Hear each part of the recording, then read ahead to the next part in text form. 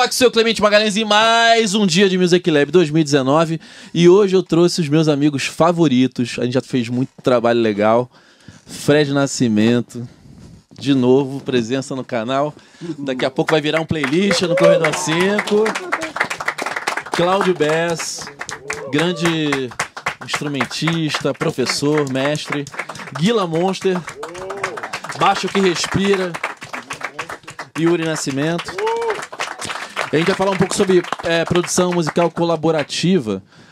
Eu vou falar um pouco pelo meu ponto de vista de produtor, que é meio no foda-se. O Claudinho tem formação nisso, então ele vai falar um pouco... Eu nem sabia que isso existia em tese, né? A questão da produção colaborativa. E aí tem o Fred, que me ensinou muito, porque ele também é muito intuitivo.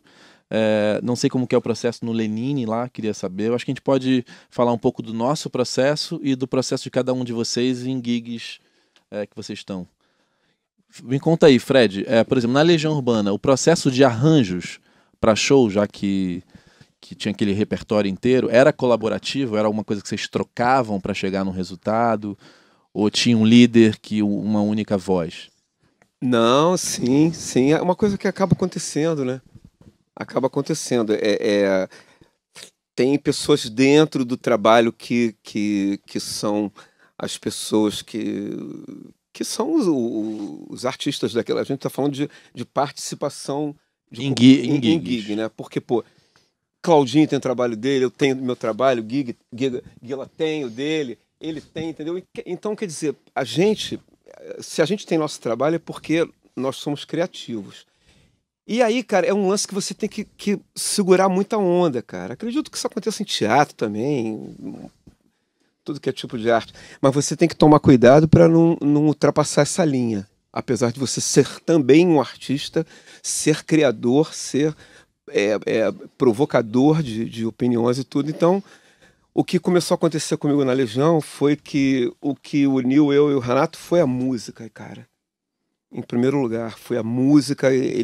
Eu admirava a banda dele. Eu era um dos poucos cariocas que gostavam do rock de Brasília e de São Paulo, porque ninguém estava nem aí, entendeu? E eu comecei a ficar antenado com esses caras. Bandas de São Paulo, quando eu vi as bandas de São Paulo na minha frente tocando isso em 1983, eu fiquei pirado, cara, sabe? Parecia que eu não estava no Brasil. E eu queria saber de onde aquela molecada tirava aquilo tudo, né? Todo mundo da minha idade, né, bicho? 20 e pouquinhos anos. Mas o lance, você tem que tomar cuidado, porque essa afinidade musical que eu tinha com o Renato, eu fui chamado a atenção. Porque, começou a acontecer uma coisa muito forte, entendeu? Dele ter afinidade, até o dia que ele chegou pra mim e perguntou pra mim, ele chegou com set list. Falei, Renato, eu não posso fazer isso, cara. Ele, não, eu quero as tuas ideias, eu quero a tua ideia. Eu falei, eu quero. Eu falei, cara, os Stones começam, o show deles com Star Made Up, entendeu? Já começam dando no queixo. Começa com Será. E isso passou a ser... quando ele põe Stand By Me em Pais e Filhos, ele me pediu essa opinião, aonde a gente entraria, entendeu?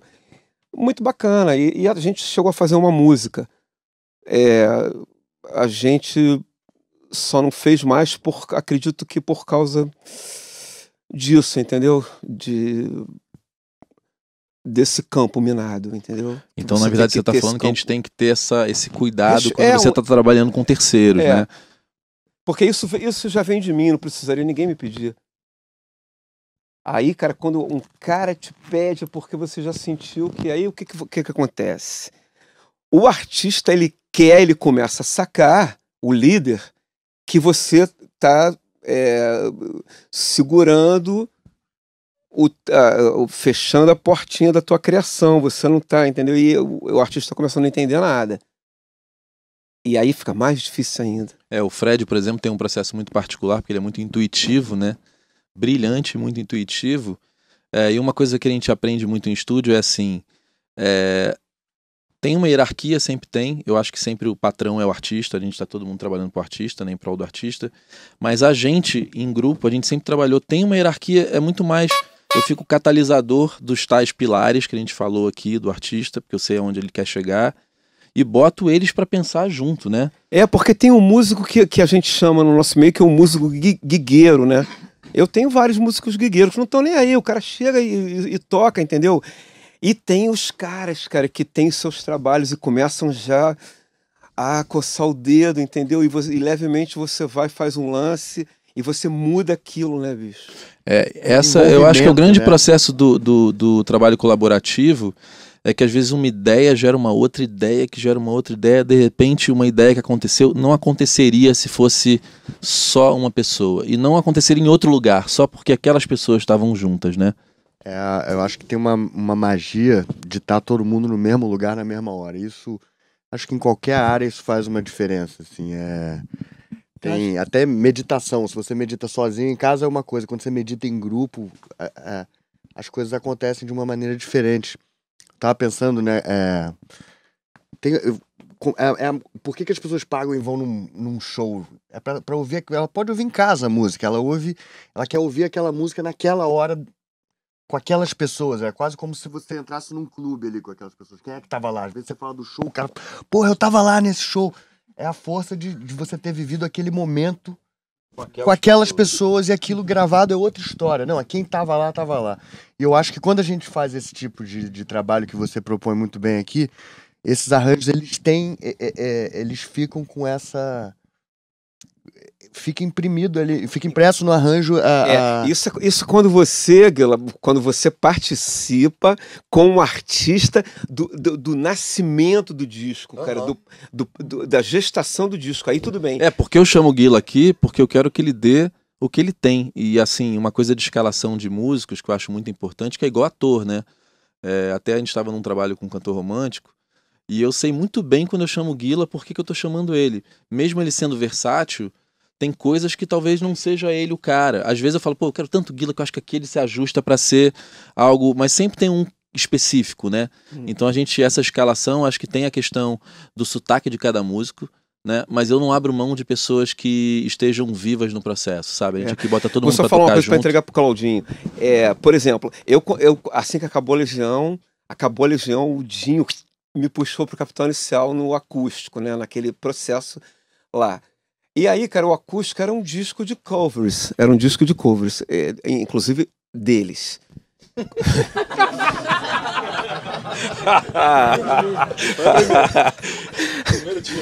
E aí, cara, rolava tinha uma tensão no ar, assim, que eu cheguei e vi aquela tensão, aquele lance. Tem alguma coisa aqui, bicho, as pessoas falam contigo, mas, cara, é porque eles tinham que fazer um disco. Eles assinaram com a Abril, e naquela época que o João Augusto assumiu, e aí eles tinham que fazer um disco, cara. E o disco, o acústico, era um disco, porra, de sucesso, né? Que eles fizeram, rearranjaram, ficou maravilhoso. O sucesso que a gente produziu. O sucesso do Kiko Zambian, que aquilo, inclusive, eu cheguei lá para substituir o Kiko, que o Kiko estava indo fazer um disco. E aí, cara, veio o disco, cara, tinha que gravar, e eles me chamaram para eu participar de tudo. Aí, cara, a gente se trancou num estúdio e as músicas começaram a pintar. O Jim me chamou até para fazer algumas, mas fazer música às vezes não rola, né? Para certas pessoas é como namorar, né? Mas, né? A gente tem admiração mútua, mas não rolou. E ele tem também uma coisa lá do Alvin com ele e tá. Mas aí, cara, aconteceu um negócio nesse disco muito legal, que foi esse disco, a gravadora falou, tem que gravar no tal dia, nos tais dias, nos tais horários. E, cara, tinha gente da banda que tava com passagem já comprada para esquiar, o baixista com a família, não sei o que lá. E aí, cara, tinha que fazer o disco. E aí o Marcelo Sequinde me pegou e me levou pro estúdio. O Dinho estava aqui, o Dinho ficava sentado no chão, assim, e passando as músicas. E eu com um clique e um violão. Então, quer dizer, porra, cara, assim, foi uma coisa que me deixou muito feliz, porque, porra, assim, tem o meu coração batendo ali, né, bicho? Porque é um clique e a minha viola, porque depois foi tudo feito. Em cima da tua viola. Eu em não cima da faço minha nunca viola. assim, né? Nunca. E aí o que aconteceu, cara, é que, pô, cara, essa tensão passou porque foi o disco que eles mais venderam. Esse Rosas e Vinho Tinto. O outro vendeu mais, mas assim, o disco deles de Não, é porque o autoral. acústico foi um fenômeno, né? Esse Rosas e Vinho Tinto é lindo demais. Tem a sua maneira, é um disco demais. E aí, cara, foi a sorte. Falei, pô, que legal, né? O disco foi platina tripla. Muito bom, né? Dessa, né?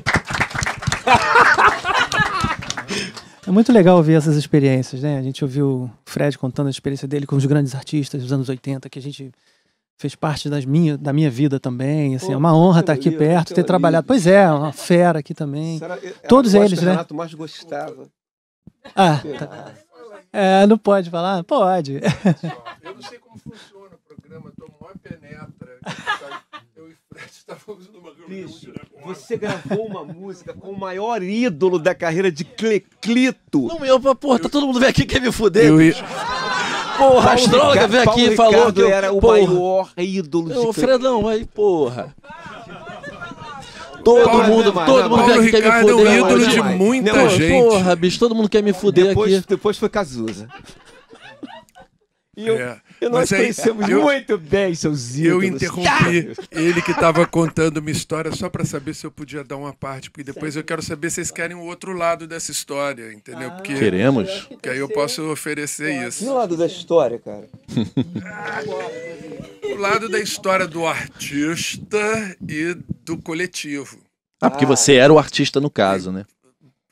Eu gosto do coletivo. Eu também. Eu trabalhei com... Outro dia, cada vez que eu tenho que elogiar um baixista, eu tenho que falar de 15. Entendeu? Cada vez que eu quero elogiar um guitarrista, tem que falar de 30, porque você vai fazendo várias bandas no transcorrer da sua vida, você vai fazendo várias bandas. Às vezes é aquela mesma banda, tem aquele mesmo nome, mas é o seu trabalho. E aí, então... Mas eu te interrompi, eu quero te ouvir, por favor. Permaneça, pô, é sempre bom ouvir, né? Mas o que eu tava falando é que eu tava vendo a experiência deles, né? Assim, começando a experiência do Fred com os grandes autores dos anos 80 e tal, o que aconteceu. O Guila trouxe uma referência também muito bacana do show, né? Essa referência da colaboração, o que as pessoas querem no show, né? Eu trago a minha experiência, que é aqui dentro desse estúdio onde nós estamos agora, né? Da roda que acontece aqui quando a gente está junto com o artista. Quantas histórias, né? E isso tem muito a ver com a generosidade que a gente encontra em cada um que está trabalhando aqui junto com a gente. Porque tem que ser generoso, tem que ter os limites bastante abertos para a gente poder ouvir o outro. É muito difícil, né? Dentro da música, então, que mais tem um ego gigante, né? E aqui não. Hoje em dia, ouvir o outro É uma coisa rara, né? É uma qualidade rara. Eu, pelo menos, me apaixono assim. Gosta de ouvir, já fico apaixonado. Isso, e não é porque eu gosto de falar muito. E a questão toda é isso, né? A gente tem uma banda, às vezes mudam os músicos, a gente se apaixona pela pessoa que está ali com a gente, né? Pelo músico. E muito mais pela pessoa do que pelo músico, necessariamente, né? Assim, acho que essa relação pessoal está sempre muito... sempre muito importante, essa relação. Dentro daqui da nossa relação de colaboratividade, né? Quase isso, né? Gostou dessa?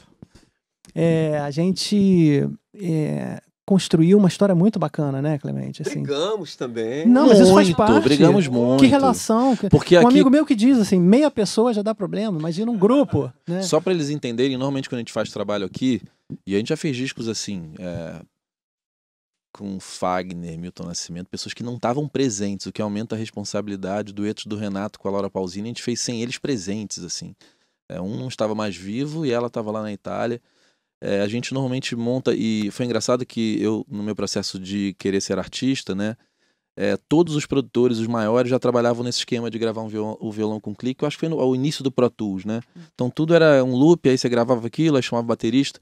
E quando a gente comprou aqui, eu comecei a provocar o Renato, falei, cara, vamos botar todo mundo junto.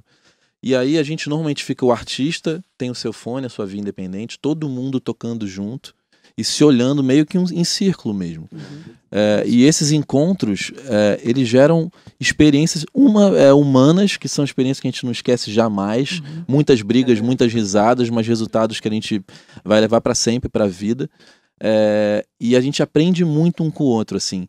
E uma coisa que as pessoas ficam muito apegadas, o fulano é o bastão da moda. Cara, cada instrumento, cada músico tem uma coisa peculiar que não dá pra substituir, não é assim.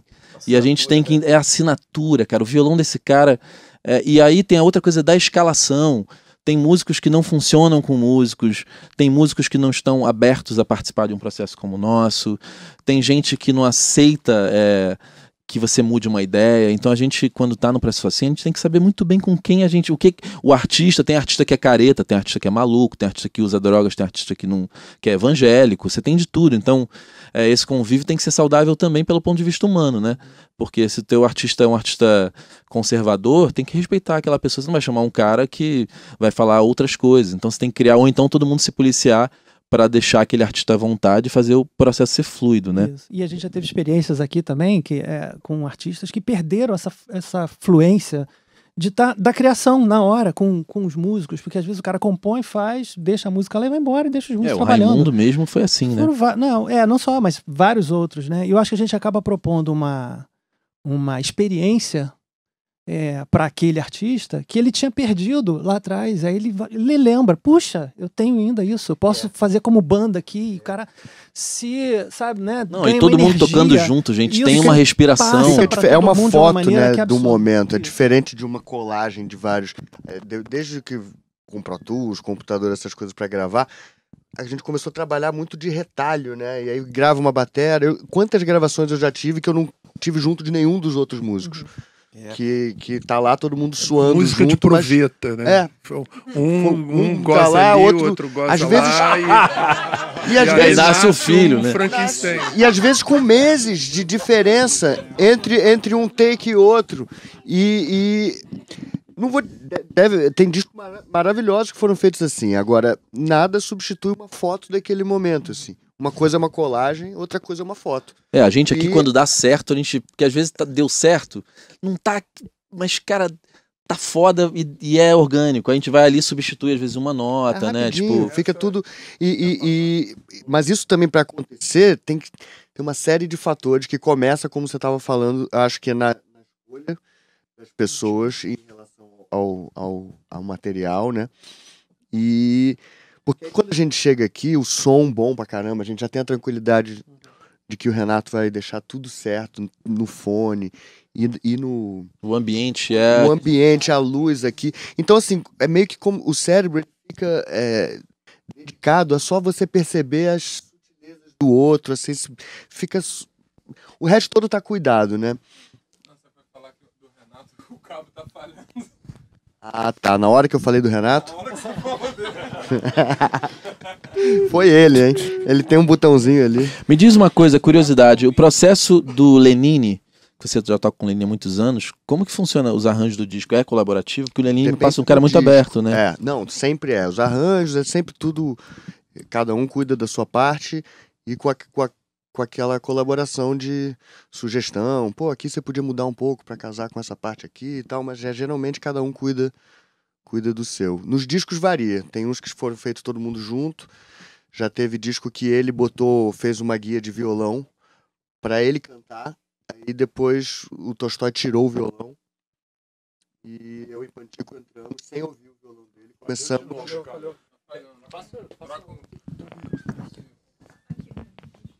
Então esse aí tira, se ele tá ruim. Então ele... Não, só... Tá tudo certo. Então teve esse que ele saiu, tira o violão pra não ficar ele queria mudar um pouco a Que é uma coisa da proposta pegada. Genial também, né? Que ele queria partir do diferente, pra ele pensar num violão depois que já tivesse baixo, bateria e guitarra. Criar um outro tipo de inspiração pra fazer a coisa. Porque ele tem a assinatura dele é tão grande, né? Que acaba que ele queria mudar isso, assim. Se obrigar a compor um violão diferente porque a gente inverteu a ordem. Mas é parecido com essa coisa. Eu acho que fica muito diferente quando você... Uma das coisas que eu aprendi nesses processos, porque quase sempre que eu sou chamado é para trabalhar dessa forma. Sempre é assim, né? E é que você aprende a abrir mão de ideia. Isso é uma coisa muito, muito boa. Isso é generosidade. Porque você pode trazer depois... porque quando você tá junto, às vezes eu tô pensando numa linha de baixo, a gente tá aqui repetindo, e, pô, eu pensei no negócio, pô, ficou legal isso, tô orgulhoso. Aí o Rick sugere uma outra levada de bateria que matou aquela minha Não, levada. e às vezes eu entro e falo que, gente, não é nada disso. Não, e ficou bom. A bateria dele ficou boa. E aí, só que não vai casar com aquela linha que eu tava fazendo. E a ideia é boa, e eu tenho que... Só que uma ideia, ela não vai deixar de ser boa se eu não usar Não, ela. eu sou meio tosco, porque tem coisas que eu detesto de cara, assim. A não ser que seja um artista muito específico, eu já detesto. E aí o Yuri é um que no início, quando chegou aqui, que foi o último a chegar aqui nesse processo, ele ficava magoadíssimo, assim. Ele encolhia, e aí dava uma hora pra ele voltar, ele ficava assim, porque... Eu comecei com esse processo aqui, né? Já trabalhei com outros produtores e... Assim, é um workflow de cada um, né? Mas é interessante esse processo porque ele dá certo tanto pro cara que já tem uma forma de trabalho, como o Claudio Berto falou, como o Raimundo Fagner, quanto um cara que nunca foi músico, como o Maurício, que é do mercado financeiro, e não tinha forma nenhuma de trabalho, né? Ele ainda não tinha trabalhado de uma forma diferente, começou aqui, né? E a heterogeneidade, assim, da formação de cada um também dá muito certo, né? Você vê que o Fred é um cara muito mais livre, né? Claudinho mais metodológico, assim, e essa questão da heterogeneidade, por essa questão que o Guila falou, você lança uma coisa, o outro responde agora uma coisa que você nunca faria, o outro fez. Aí gera uma terceira coisa, dialética, né? Isso. E a síntese, né? No fundo, é a síntese. Exatamente. Né? São Que leva no outro a processo outra, você nunca vai uma ter. Porque terceira o Guila coisa. falou exatamente, você grava um violão e aí em cima de uma bateria que você nem viu o baterista, né? No outro processo não funciona. Toma tempo, é um processo bem mais demorado, tem as questões humanas, às vezes a gente não chega rápido no resultado, Mas muito e tem enriquecedor, conflito, sempre tem conflito, mas a gente sempre dá um jeito de contornar o conflito, às vezes um vai pra lá, às vezes eu junto muito maluco junto, tem o meu querido amigo Léo Fernandes, por exemplo, quando tá junto com o Fred, é conflito. Mas ao mesmo tempo, o Yuri, por exemplo, é um cara que dá muitas ideias de frase, e quando o tecladista rouba a frase de um tecladista, é covardia, porque ele faz um metal. Faz um cello, então é foda. Mas o lance, cara, o lance é que quando o Léo tá aqui, o Léozinho é o seguinte, o Léozinho, cara, eu tenho um lance com ele muito forte, que é a sensorialidade que eu tenho com ele. Então, bicho, fica uma coisa que só maluco pra explicar, entendeu? A gente fica, cara, um arco-íris assim, a gente olha um pro outro e a frase, aí ele olha. Porque começa a rolar um negócio muito forte mesmo, cara. E aí ele chega pra mim no cantinho ali com aquele jeito dele. Bicho, essa hora ele tá onde? Na montanha, entendeu? É uma figura. Eu tenho e é um lourinho, cara, soul funk, é uma loucura. Não, e tem uma outra coisa que é legal, que assim, nem todo processo artístico eu posso ter, por exemplo, um músico muito intuitivo. A gente passou aqui uma situação bem chata com uma artista bem famosa, que tratou a gente muito mal, e graças a Deus eu tive, assim, uma coisa iluminada de chamar o Fernando Caneca, porque era uma coisa bossa nova, e o Caneca, quando ela chegou, ele era a referência que ela conhecia, né? Foi a única pessoa que ela olhou e falou, eu confio, esse cara eu já vi, porque tem muito artista muito apegado a músicos que estão na estrada tocando com artistas famosos há muitos anos, ele também tocou, mas às vezes o cara, não, mas essa galera aí é meio... E esse cara foi o centro, sabe? E é assim, você tem que se proteger. Você vai trabalhar com um artista, por exemplo, como o Bebeto, você tem que ter pelo menos... É porque o Bebeto me procurou pra fazer outra coisa. Eu falei, não, cara, você tem que fazer o que você sempre foi. Aí eu trouxe o Davi Moraes, pessoas que entendam daquele sotaque, porque senão você vai propor algo que não vai dar certo. Então, nem sempre todo mundo serve. E às vezes eles ficam até... Já teve situações, pô, mas você não me chamou. Mas é porque eu tô sempre querendo o bem do artista, o resultado tem que dar certo e as pessoas têm que funcionar em harmonia naquele contexto artístico, né? Qual o processo que vocês adotam para selecionar o tipo de workflow para cada artista? Quando que vocês sentem que Não, acho que com esse artista vale a pena a gente botar a banda toda dentro do estúdio e fazer tudo. Não, a gente sempre faz todo mundo sempre dentro do faz, estúdio. não tem uma outra metodologia. Quando alguém quer fazer Entendi. uma coisa mais picotada, por exemplo, esse pop da Anitta, Essa coisa mais hermética ali, né? não, Então. eu não sou simplesmente o produtor. Eu acho que a gente também tem que ter a humildade de saber o que a gente faz bem e o que a gente não faz bem. Por exemplo, hip hop é uma coisa que eu desconheço completamente, é difícil pra mim fazer. Samba é difícil pra mim fazer. Se alguém de samba tiver a loucura de achar que eu sou o produtor do disco, certamente vai estar procurando o meu trabalho pra mudar alguma coisa.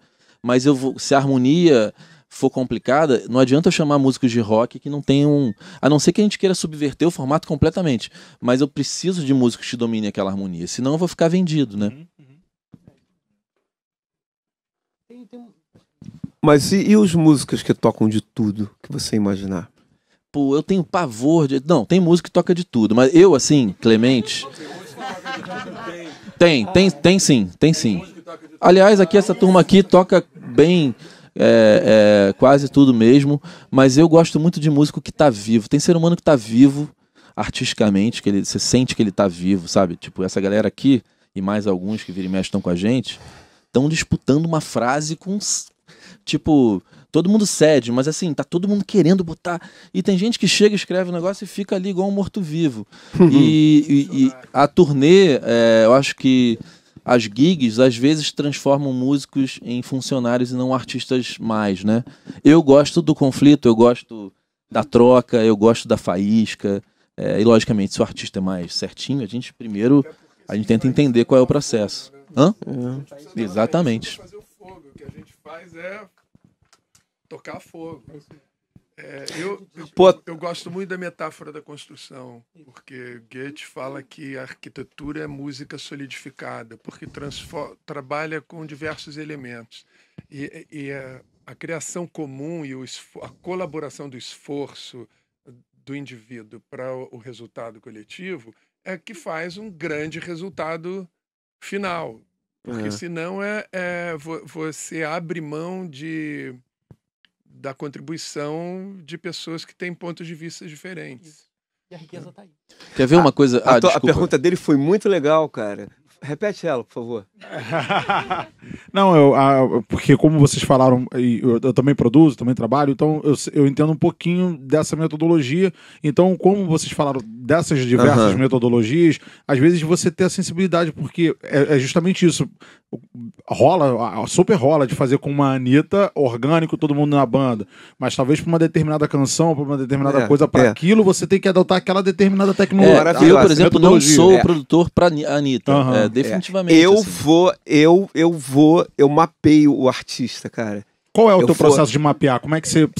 Cara, eu quero saber todas as referências dele, porque eu conheço tudo de música. Eu acho que isso é muito importante, cara. Você saber todos os gêneros, bicho, a história daquilo. Tem que ter biblioteca. Então, eu vou trabalhar com você, cara, você me diz, eu te mostro uma coisa, você me mostra outra. E essa daquilo troca tudo, que vai te... E aí eu vou dizer, por Bicho, exemplo, ele falou isso, eu vou dizer exatamente, por exemplo, conflitos no processo colaborativo, né? O cliente me procura, o artista. Antes deles chegarem, tem todo um processo entre eu e o artista. E aí tem todo um processo de... Cada vez mais me procuram para fazer os dois, e é muito mais responsabilidade. Então, quando eu chamo eles, eu já sei aonde a gente quer chegar mesmo. E tá todo mundo querendo tocar e ter ideia bacana, e às vezes o disco não é aquilo, eu não posso deixar. E um artista, quando ele chega num processo confuso, sem saber onde ele quer ir, é a mesma história que a gente falou do design, do resultado imagético. Na música é a mesma coisa. Você vai chegar com um monte de músicos bons, sejam eles quais forem, e você pode sair com um disco perdido, porque cada um aqui vai tentar botar a sua impressão naquele disco. Se não tiver alguém ali organizando, olha, gente, o trabalho é esse. E eu faço isso muito. Na verdade, eu sou muito mais esse catalisador de ideias. É o que diz não, é o que fala... Peraí, gente, não entendi. Às vezes eu sou autoritário e em 5 minutos depois eu já... Não, então tá, vocês estão certos. Então, esse processo é o tempo inteiro assim. E às vezes eu, como produtor, como eu trabalho com pessoas aqui com personalidade muito forte, às vezes eu tenho que falar, Fred, não é isso, cara. Não pode ter esse tipo de guitarra porque E é isso aí. E a gente vai se... Aí rola aquele troço, aí o Claudinho sempre é um bom mediador. O Guila também é um bom mediador, que faz, peraí, vamos escutar, vamos... E esse resultado eu acho que é muito rico porque, tipo, nos anos 80, os piores discos dos artistas, assim, no auge, lá quase no 90, que eles iam para os Estados Unidos gravar com a banda do Michael Jackson com os arranjos de um brasileiro. Não, é um absurdo, porque se eu vou gravar com 6 músicos brilhantes, eu quero que eles deem a ideia. Eu vou lá levar pra gravar o melhor batera do mundo. Enquanto isso, o Michael Jackson não, de talento, cara. Aqui. Porra, eu vou chegar ao Patino só pra ele me dublar. Porra, entendeu? É meio isso, cara. Eu quero o que os caras têm pra dar. Só que esse processo nos Estados Unidos seria muito mais caro. Então os caras pegando 3 sessões com aquela banda do Michael Jackson, e aí o cara não sabe o que é o Brasil, e aí toca aquilo. Então você vê que tem discos muito ruins com bandas maravilhosas gravadas lá fora, justamente porque você não pegou aquela galera que talvez no disco, sei lá, do artista que você gostou, eles tiveram esse lance de estar tocando junto e chegarem naquele som, e não uma partitura que foi tão...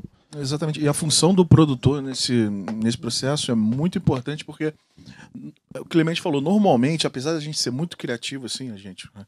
Todo mundo criativo pra caramba, normalmente, pra você começar a compor algo, a criar algo, você tá no seu porto seguro primeiro.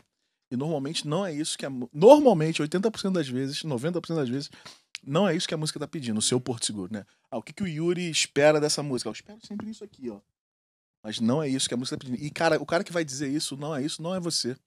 Você vai demorar pra descobrir isso. Então, a função do produtor nesse sistema colaborativo, ele é muito bom por causa desse toque, né?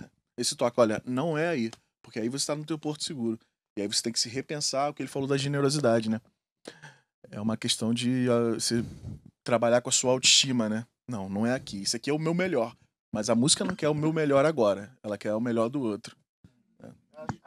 A boa ideia, né? Porque uma ideia boa, você não quer abrir mão dela, né? Você fala, pô, ela é boa. Peraí, mas não tá funcionando, não importa, é boa. Eu acho que uma brincadeira que eu faço comigo é que, tipo, cada boa ideia que não é usada, ela vira mais duas boas ideias pro futuro, assim. Porque a gente não... Criatividade é isso, assim. Então... pode abrir, desapega das boas ideias, porque nunca vai faltar, sacou? Eu cresci vendo esse cara tocar, né? E o último trabalho que a gente fez aqui, eu cometi a audácia de fazer assim. Ele chegou, e aí, tá maneiro? Aí eu... tem uns slides ali, né? Ele falou, não, mas o que tem os slides? Não, era justo na puxada que eu tava inseguro. Aí eu voltei, e aí ele? Não, legal. Tem alguma coisa? Ele fez uma careta assim, eu falei, a puxada, né? Ele a puxada. Eu falei, porra, eu voltei pra refazer. Ele, não, era brincadeira. Eu falei, não, agora eu vou refazer a puxada. Não, e tem uma coisa, gente, tem músicos, por exemplo, o Dade, que ele ia estar hoje aqui, só vai estar amanhã, que ele tá muito gripado. É um músico brilhante e muito intuitivo, né?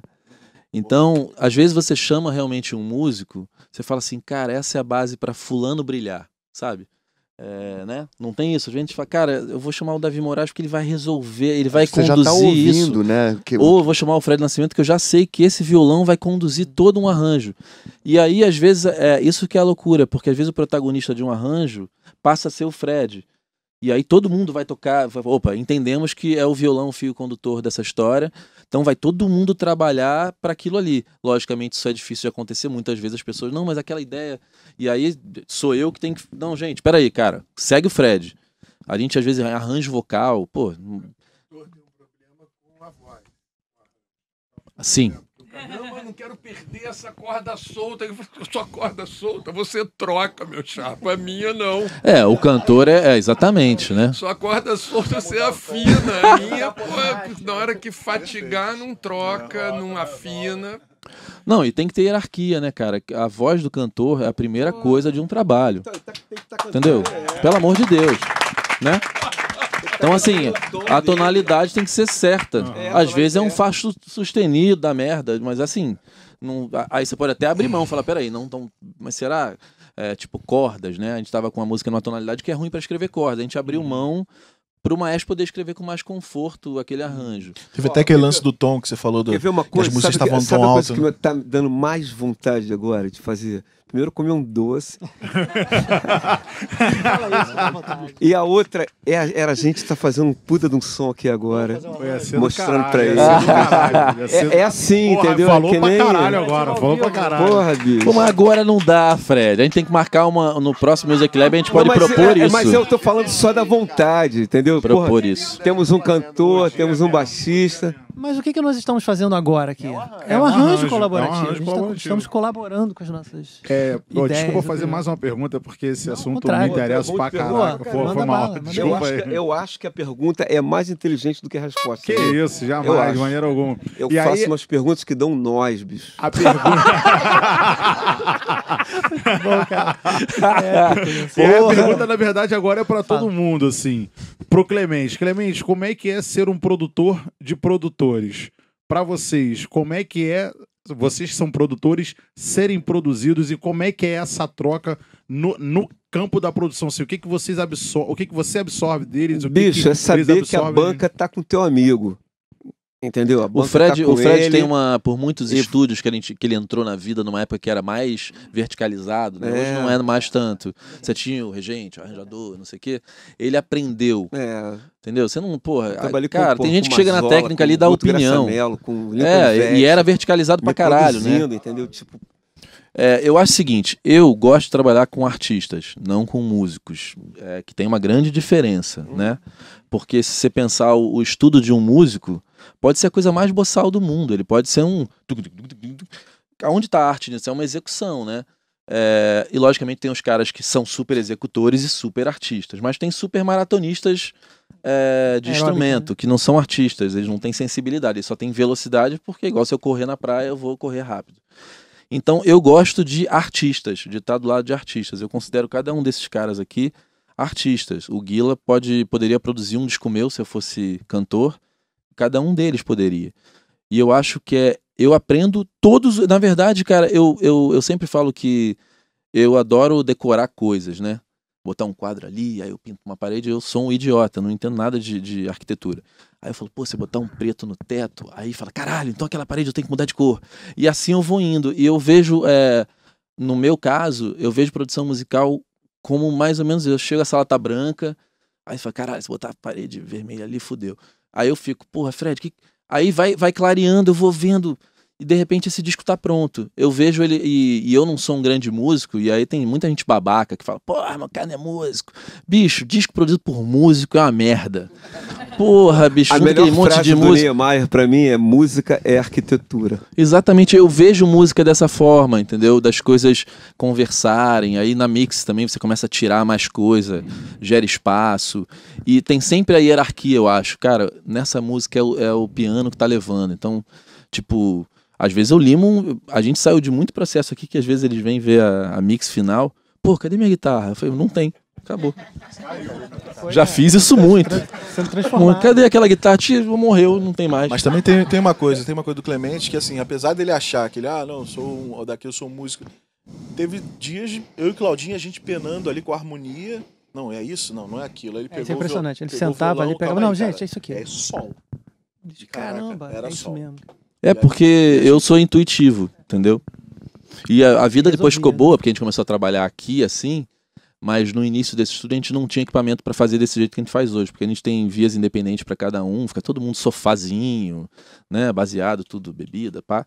Eu boto comidinha, eu acho que a gente tem que... Outra coisa, a gente tem que pagar bem os músicos, eu acho que também a gente tem que ter vergonha na cara, sabe? Não, porque uma coisa é eu chamar o Guila para vir aqui tocar uma faixa em cima de uma base que tá pronta, que ele vai pegar a cifra e tocar. Quando você propõe que o cara vai ficar aqui o dia inteiro com você fazendo um arranjo, o mínimo que você pode pagar é bem. E ter comida ali, porque o cara, porra, ele vai, se ele descer para comer no almoço e no jantar, daqui a pouco ele não valeu a pena ele ter vindo. Então eu tô cada vez mais me policiando para que a experiência deles também seja boa, sabe? Ter comidinha ali, pô, suco, pãozinho legal, sabe? Porque a galera vira quase que... O Guila uma vez falou isso, pô, que bom chegar aqui para tocar 6 músicas direto, né? A gente acaba vivendo o espaço, né? Mas antes, só porque eu sou prolixo, a gente ficava 8 malucos lá dentro e só o baterista aqui. O disco do Bebeto, você que gosta, é um disco de guitarreiros, né? Porque era o Bebeto, aquele violão... Aí tinha o Davi Moraes, Christian Oz, Claudinho, era tanto guitarrista, porque eu chamava um... Eu gravei o violão pra música pra mãe dele. Ah, é. A música da mãe dele, eu gravei o violão. O Fredinho, cara, o Fredinho. Exatamente. Aí ele falava, não, traz o alemão de novo. Era o Christian Oz, né? Aí cada um que vinha não podia mais largar porque ele queria. No dia tinha 9 ali dentro, tocando, ele sentando tudo assim, ó. E aí todo mundo agulhado, que ele é agulhado, vai agulhando todo mundo, vai tudo. Uma loucura, um processo louco, né? Posso fazer uma pergunta? Faça. Fred Ali. Guila. Bom.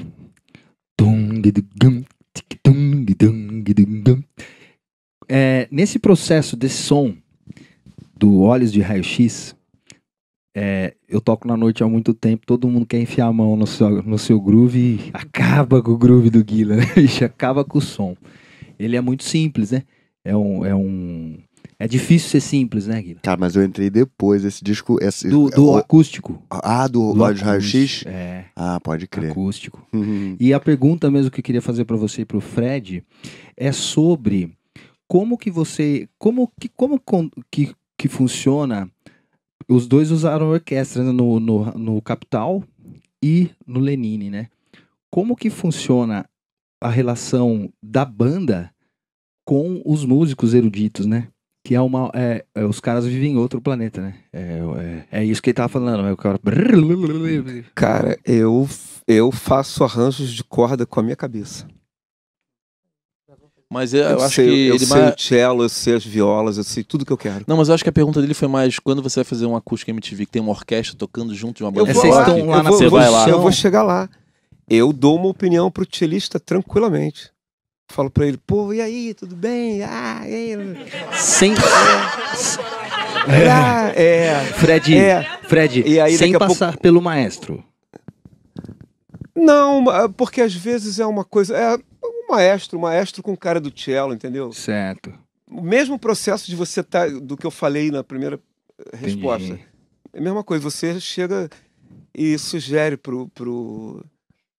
Pô, posso contar uma história legal pra caramba? Por favor, cara.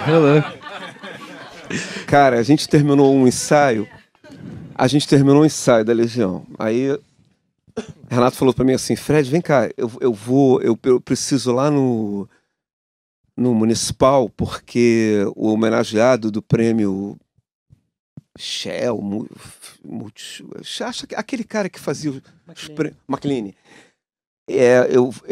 Vai ser uma homenagem ao Braguinha e eu vou cantar a abertura.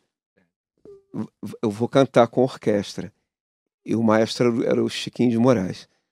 Aí eu falei, vamos lá, vai ser legal. Chegou lá, Renato cumprimentou todo mundo, o maestro, todo mundo.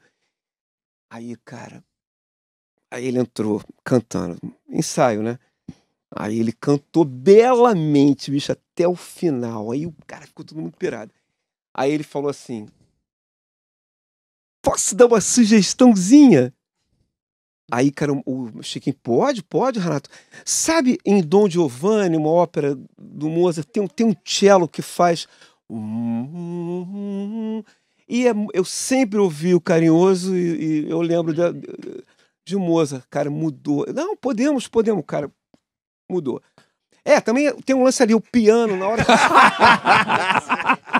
Era isso que era a pergunta. Era maravilhoso. Cara, ele mudou o arranjo todo, cara. Assim, mas com a participação de todo mundo. E no dia do show, cara, quando abriu, o cara cantou. Então, assim, eu tenho esse lance, apesar de ser autodidata, entendeu? Mas é isso aí, a mesma coisa. Com o maestro é a mesma coisa. Você faz aquilo, entendeu? E aí, Lenine, como... Assim, eu tenho uma ligação com a academia, com a universidade já de alguns anos, né? Hoje eu sou pós-graduando em música e tal. E eu lido muito com esses dois mundos, né? Assim, com o mundo real, que é o que a gente vive aqui, e um mundo construído dentro do castelo da universidade, vamos colocar assim. Mas isso é uma grande mentira, isso não existe. A real é que é um estigma que a gente carrega do músico, que há uma grande diferença entre o músico que está lá estudando, o trompetista lá, o fagote, enfim, o cellista que está estudando lá dentro da universidade, com a música que se faz aqui fora. Na verdade, lá são vários problemas. Lá dentro não se prepara direito os músicos para o mundo daqui de fora. E aqui a gente acha que existe uma distância gigantesca para lá. E que tinha mesmo, né? Do século XIX para cá tinha isso mesmo. Mas acho que isso está sendo quebrado. A gente tem muitos músicos dentro da universidade. Você vê hoje, dentro da UFRJ tem curso de cavaquinho. O Henrique Casas está lá fazendo, o professor Paulo Sá está fazendo aula lá. Tem o UFR Jazz, que é uma orquestra de jazz, de sopro, né, dentro da universidade. Então, assim, a gente é que tem que fazer esse papel, né, de quebrar esse estigma, acabar com esse... É um paradigma que a gente tem que acabar com ele, entendeu? Eu vivo esses dois mundos, né? A minha formação é erudita e, ao mesmo tempo, tinha uma banda de heavy metal. Então, assim, nunca teve esse problema pra mim, entendeu? Música é música boa, música ruim. Hoje eu faço música eletroacústica, assim, que tem assim, é o Pô, funil ontem do eu funil falei do mal funil. de arte sonora, mas era só de um artista que não é nem... É porque pra mim era muito difícil de escutar, porque foi uma experiência... Mas é difícil. E aí quando ele falou, você- pô, mas é que tiveram vários artistas que eu gostei do arte sonora, entendeu? Que eram mais próximos do que eu entendo como música, Qual o né? maior gênio da música clássica pra você? Ai, são tantos, assim. Não, Até porque minha sim. não tem tem que ser um. não tem, cara, não tem essa resposta pra te dar. É difícil, é difícil. É porque eu venho de tantos mundos, assim, sabe? Do rock, do jazz, do samba, do clássico, do erudito, do eletrônico. Super rock and roll, né? O power chord foi inventado por ele, né? O rock and roll deve muito ao aquele Tonic Quinta lá que é dele, Ravel né? também, Ravel foi o cara que... Se você parar pra pensar, quem foi o maior roqueiro louco? Não, foi o Paganini, cara. Foi o primeiro que tocou com o demônio, foi ele. Foi o primeiro que tocou com o demônio, foi ele. Rock and roll é isso, cara. Eu sabe? acho que a diferença que as pessoas projetam não é tanto da academia e do músico que está na rua, do lado de cá, entendeu? É a coisa da música escrita ou não, né? Quer dizer, da coisa de você criar ou de você reproduzir. É, e e hoje, aqui fora, é a coisa do cover. Aqui eu é vou você fazer aprender tributo. na real, né? Assim, tocar Mas- de verdade. Mas essa questão da Tocar e escrita... depois pensar sobre o que você Maravilhoso. está fazendo. Lá é meio que ao contrário. E Então isso é fala uma aí a questão história. dentro da universidade. Hoje se discute muito isso dentro da musicologia, da educação musical. Feliz, porque, Claro. né? E eu tô Aí lá você fazendo ensina a isso, criar né? também. Você já vai falar rapidinho. Guarda aí, Não, você guarda vai aí. ficar pirado com Guarda aí, o que eu guarda aí, falo, guarda aí, você guarda aí. Rapidinho. Essa vivência que eu tenho, né? prepara o Continuo solo. tendo, essa vivência que eu continuo tendo com todos vocês aqui, durante todo o processo que a gente vem passando, com mais de 20 anos, né, Clemente, a gente fazendo isso. Eu carrego isso para todos os lugares que eu vou. Então, dentro da universidade, teve uma disciplina, que eu estava no período do mestrado lá, em composição e tudo mais, que eu levei essa ideia da colaboração para dentro daquela disciplina. E isso gerou uma composição minha, né, como compositor eletroacústico, e um claronista. Clarone é o clarinete baixo, né, grave. Então, assim, virou clarone e serra elétrica. Aí todo mundo, caramba, que maluquice. Isso virou um artigo, isso foi apresentado na Universidade de Manaus ano passado, teve premiere, virou uma obra. Então, assim, a gente vai levando esse trabalho da colaboração para todos os níveis das nossas vidas, né?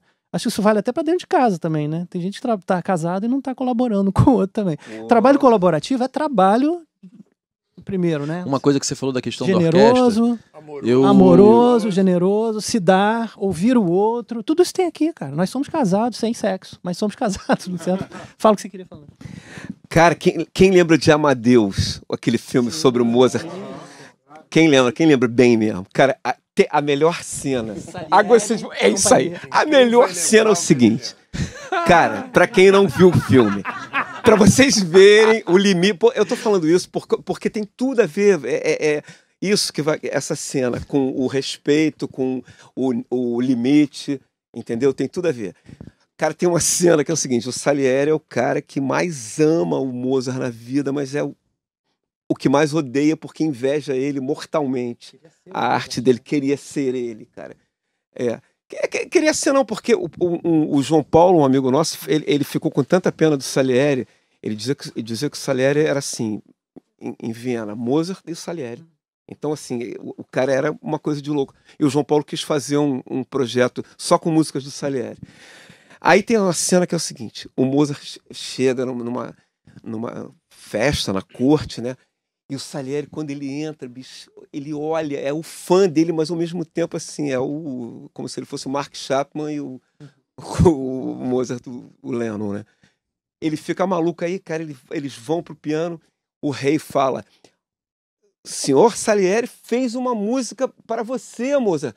Para mim, eu compus para você. Cara, ele senta e toca, bicho. Toca a peça toda. Aí o Mozart chega, aí ele fala pro Mozart. Aí todo mundo aplaude e ele fala pro Mozart: agora eu gostaria que você tocasse ela. Aí o moço, pô, com prazer. Quando o Mozart vai sentar, cara, o cara pega o Salieri, pega a partitura e dá pro Mozart. O Mozart fala assim, não precisa não. Cara, e todo mundo ri pra caramba. Porra, bicho, é uma coisa assim. São coisas que acontecem sem querer, Clemente, entendeu? Cara, é um negócio que é muito forte. Eu confesso, cara, aqui com a gente eu aprendi isso, a trabalhar mais em equipe, porque, cara, a música vem pra mim direto, vem com tudo, cara, vem com imagem, vem com tudo. É um negócio, assim, muito... E às vezes quando... Maluco, então eu tenho que... Quando ele vem com a ideia isso, e ele cara, tá com essa ideia... mais, entendeu? Porque no início a gente brigava, eu falava, mas Fredinho, não é isso aí. Não, então... Aí ele ficava assim, aí ele começava a piscar, quando ele pisca o olhinho, fudeu, assim. Quando ele começa a piscar o olhinho assim... Eu nunca aí... chamei o Fred pra gravar uma música que a gente tenha composto. Ó, tá na hora de fazer, né? Não, porque o cara tem um arranjo todo na cabeça. Aí o cara fala, não. Aí você fala, tá bom, Fred, vou botar o metal que você quer. E aí a gente vai tocar nossas músicas, eu toco pra ele como que ele quer, ele fala, não, mas não é isso. Você sabe, né? Como Por quê? funciona. Por quê? Porque na minha cabeça a música tava ali, cara, o Marvin Gaye, entendeu? Na minha cabeça. Eu cara, nunca chamo. Porra, tava o Alan White na bateria. Mas na minha eu cabeça, consegui lidar com o Fred, ele aos poucos foi entrando. É que tem vezes mesmo que é foda. Quando ele cisma, e às vezes ele tá certo. Só que aí a coisa dos amigos que trabalham há muitos anos é quando ele fica torcendo pra dar errado. Aí ele fica assim. Vai ficar bom. Então vamos passar, Fred? Vamos. Aí ele vai, erra de propósito. É foda. Agora, uma coisa que eu ia te falar sobre trabalhar com orquestra, eu, por exemplo, fui ter orquestra em projetos maiores. Foi primeiro com o Milton Nascimento, naquele arranjo dos Beatles, e depois no Golden Slumbers, e depois no dueto do Renato com a Laura Pausini, né? Quando eu fui a primeira vez ver uma gravação de cordas, porque é algo cada vez mais raro, né? E aí, cara, eu entendi uma coisa muito louca, porque eu virei pro cellista e falei, cara, você não podia fazer um... Cara, foi um constrangimento, assim. 16 pessoas em São Paulo. Tipo, parecia... Aí o Michael Ananias, né, veio... Você não pode pedir para um cellista. Aí eu falei, não posso. Eu achei aquilo chatíssimo. Eu falei, não pode. Aí eu falei, não, desculpe, então vocês fizeram. Aí eu fui entender que realmente tem essa... Tem músico que é pra gravar, tem músico que é pra tocar ao vivo, tem músico pra... 10 minutos ou pergunta? Não, pergunta da internet. Tem músico pra tudo. Então, por exemplo, você quer um cellista pra ir na tua gravina e interagir com aquela música sem partitura, não é qualquer cellista. Tipo, aqui no Rio a gente tem o Luiz Coimbra, que ficou muitos anos gravando, né, com a Ana, com muita gente, ele ficou meio na moda uma época. Hoje tem o Pupi fazendo... Mas não são todos, porque aquilo é um cellista artista e não um cellista... musicista de orquestra, né? Tá mudando, eu acho que cada vez aquilo você falou, tá subvertendo Eu me lembrei de uma coisa bem legal. Quando você levou todos nós na casa do Milton pra mostrar a música pra ele, tu lembra? Lembro. Bicho, era um verão, né? Aquela casa dele, coisa mais linda. Eu em casa, antes de sair, a música tinha, cara, um andamento maluco pra caramba, tu lembra, cara? Cara, bicho, porque a gente tinha a voz da Elis. E aí, cara... Né, a gravadora me deu a voz da Elis nos anos 70. Aí já tinha questão de que foi afinado com piano, então não era o 440 que a gente afina tudo. Não tava no clique, então tinha toda essa questão. E aí o Fred, quando a gente foi pra casa do Milton... Ele e o Léo fizeram intuitivamente a mesma coisa, que foram tirar coisas do Milton. Mas eu falei com você. Aí quem entra o lance da resposta. Eu falei, Clemente, cara, eu resolvi essa música, o tempo dela, bicho. O Milton vai ser chato pra caramba, cara, ele entrar nesse lance, cara, ele ter que decorar isso, porque é uma entrada muito... A gente tem umas gírias, né? Aqui, né? Compasso goiano, né? É uma coisa assim, né, cara? E eu falei pro Clemente, o Clemente falou assim, não, vamos lá. E aí, bicho, aconteceu isso. Quando começou a mostrar, ele falou, nossa, mas volta. Clemente olhou pra minha cara e falou assim, como é que é o lance? Aí ele falou, assim é bom. Bicho, eu também tenho essa visão, assim, entendeu? De chegar e eu tenho que aquilo segurar. Naquela hora me salvou. Eu falei, opa, Fred, vem aquilo ali, porque às vezes, cara, a gente tá numa situação... Teve uma época, faltam só 10 minutos, numa época que a gente tava... Eu tava começando pra caramba, o Guila a gente se conhece há muitos anos, mas nessa época a gente não tava muito próximo. E eu com uma galera meio cascuda, a gente pegava umas roubadas, assim, discos tributos. Aí chegava um dia aqui o Mosco, outro dia chegava a Zélia Duncan, outro dia chegava... E a gente tinha que resolver, mano, sei lá, chegava o artista, Caetano, entubaram a nossa banda na galera, eles não era a banda que eles queriam, Caetano, bicho, muitas roubadas. E a gente aprendeu a pensar muito rápido, porque, assim, caralho, peraí, aonde que eu vou me salvar aqui? Porque meio que tá todo mundo... E aí você fala, Claudinho, vem cá, o que você acha? Alguém vai me salvar, sempre alguém me salva. E eu acho que a gente se salva juntos, né? É um processo onde todo mundo se complementa mesmo. Veio uma pergunta pela internet que é pro Guila, que é perguntando se a entrada do Bruno na banda com as tecnologias mudou alguma coisa na sua forma de tocar e compor no baixo e arranjar tudo mais. Não, acho que foi muito orgânico. O Bruno já era presente antes, sendo filho do Lenine, ele já era da banda antes de estar na banda, né? E... Não, quando ele chegou foi mais... Ele acrescentou mais camadas, mas o resto continuou... Pô, comprou uma guitarra minha de 12 cordas. uma Dana Electro. Dana Electro, ela brilhou lá. Azul, Sparkle. Aí veio o pai que pagou. Mas não, continua funcionando como sempre foi, assim. Bem tranquilo.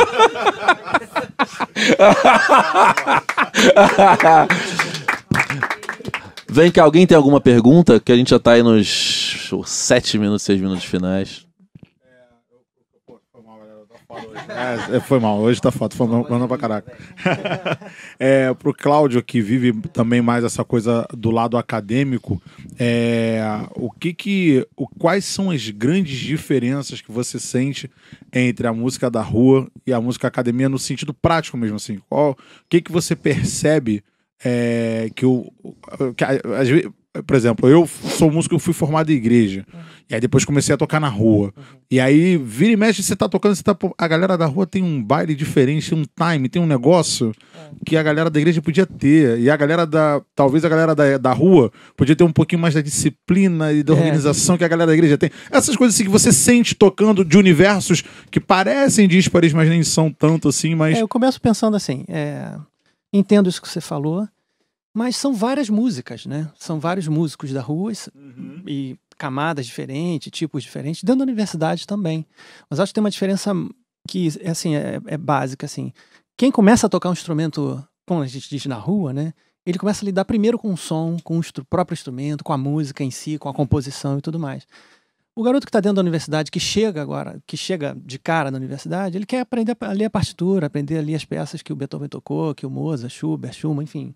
ele quer dominar esse repertório, né? Existem alguns artigos interessantíssimos falando dessa falha da pedagogia até dentro da universidade, né? Que prepara solistas para uma orquestra onde não tem solista, tem um cara que faz o solo, né? O cara não sabe acompanhar os outros, entendeu? Isso é importante pensar nisso, né? Agora a gente encontra interseções, pessoas que são multidisciplinares nesse sentido, né? Assim, que tocam lá, tocam aqui. Isso não é de agora, cara. Isso vem desde lá da música sacra e a música profana, lá do século XII. Sabe que na mesma partitura lá da canção de Santa Maria, atrás tinha um rabicho do cara que ele tocava na noite. Então, isso é sério. Na noite deles, né? Lá. Não é isso. Gig do século XII, né? Não, e essa a música do baile, né? Da banda de festa. Se você não tiver muito cuidado, você morre artisticamente, assim. Eu já vi isso muito, assim, de músicos que eram brilhantes e aí vão pro baile e perdem... Não sei, cara, eu acho que perde alguma pureza, sabe? Que cada um aqui mantém, sabe? Uma vontade de fazer diferente, de escutar... Porque o cara do baile, ele decora tanta música que eu acho que tem alguma mudança de formatação mesmo, de compreensão musical, que faz ele não ser mais o que ele era antes, sabe? Começa a ficar com muito truque, né? Muita coisa que truque, funciona. Exatamente. Funciona. Essa aqui funciona. Ele já sabe as saídas mas que nunca funcionam. Vai dar aquele tempero, o brilho. Porque você vê um disco do Lenine, gravado pelo Guila, ou do Pedro Luiz, ele tem linhas maravilhosas. Eu sei o tempo que ele perdeu pensando nela. Né? O Dade, todo mundo fala, o Dade, para mim, é um dos maiores músicos do planeta. é um cara que às vezes demora pra fazer uma coisa simples, porque ele tá se conectando com a música, ele não tá entendendo qual é a harmonia, onde é. Tem música que conta compasso, né? Que já chega. Ele não, ele tá aí, pai, pensa, e aí tem uma ideia, aí ele olha, ele vai mudando. Às vezes uma coisa simples. O cara do baile, numa música, a maioria, tá? Uma música de 4, 5 acordes, ele acha que ele resolveu em 5 minutos. E às vezes resolveu, mas nada mais do que resolveu. Mas aí não é, pra mim é outra coisa, entendeu? É execução, não é. E aí a gente. Mas cara, é o que eu falo sobre marketing, eu acho que é a mesma coisa em produção. Cada música tem o seu processo, cada produtor tem o seu processo, nem tudo cabe em qualquer coisa, nem todo produtor vai funcionar com qualquer disco. Então, eu já aviso, quando vem trabalhar comigo, o processo é esse. E tem outras pessoas, o Pablo Bispo mesmo vem aqui daqui a pouco, pô, você vê as coisas da Anitta, da Pablo Vittar, são legais pra caralho, mas é um outro universo. E eu não sei fazer aquilo, né? Então acho que essa é a beleza disso aqui tudo.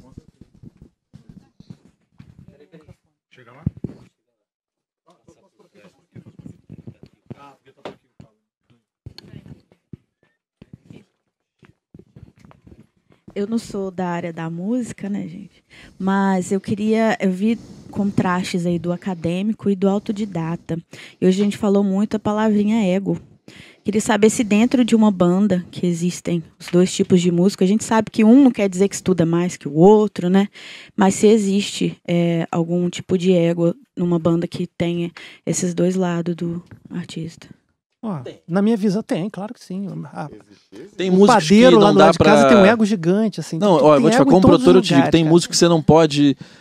eu já vi muito músico falar, pô, mas o Fred lá dos anos 80. Meu amigo, o violão que ele toca, a guitarra no ampli que ele toca, não se ensina em universidade nenhuma. É isso mesmo. Entendeu? Então, assim, vai se fuder, porque você sabe um zilhão de acordes e você acha que é superior. E tem gente que sabe acorde pra caralho, tipo o Davi Moraes é um cara foda, e é orgânico, e é intuitivo, porque não é essa história que não estudar atrapalha. Não, claro que não. Não é. Não, são ferramentas, então, cara, assim, você tem que usar isso da melhor maneira. Tem gente, mas aí a gente que tá, cada meio tem seus players. Eu já sei que músico que eu não quero aqui dentro e que não vai tratar bem um outro músico que é de uma outra formação, e eu não permito. A gente já passou em situações assim de que eu percebi que, por exemplo, alguém tava implicando com o Fred porque harmonicamente não é o cara que sabe a teoria de tudo. E eu já dou logo dou logo um pá. Quem é já... esse imbecil? Alô! Um dia eu tô aqui.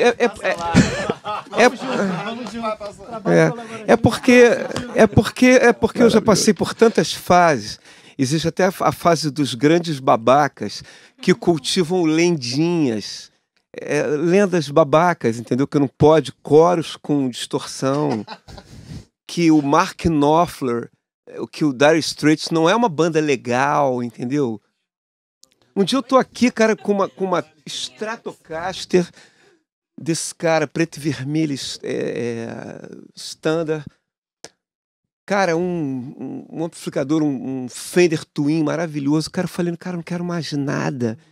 Peguei, cara, tirei o som daquele amplificador. Que, cara, comecei, cara, com uma pontinha de reverb, mau som. Entra um cara aqui e fala, essa guitarra tá muito Mark Knopfler.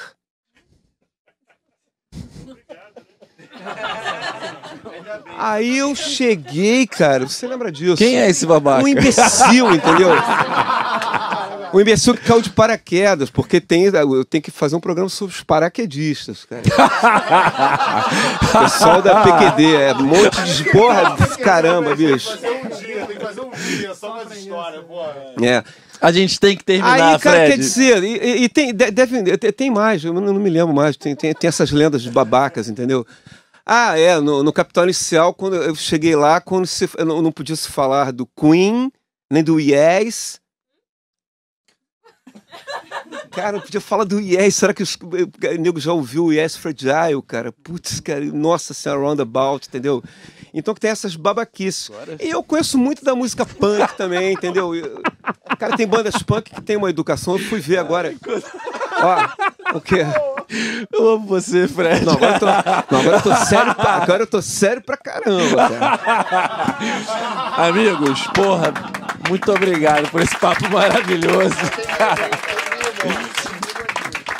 Cara, Pô, Yuri, muito Que isso, obrigado, brindes? Guilão. Lá vou eu falar que não é jabá, não Dá sei que pro meu câmera que tá me amigo olhando também. aqui, pá. Mas é que é uma marca de perfume que tá...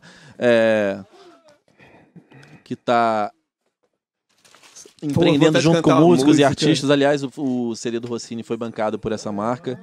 E eu faço questão de estar aqui divulgando. Que é isso, hein? Um perfumezinho presente da Dot Perfumes. Uau! Então é isso, gente. A gente volta já já. Valeu! Obrigado!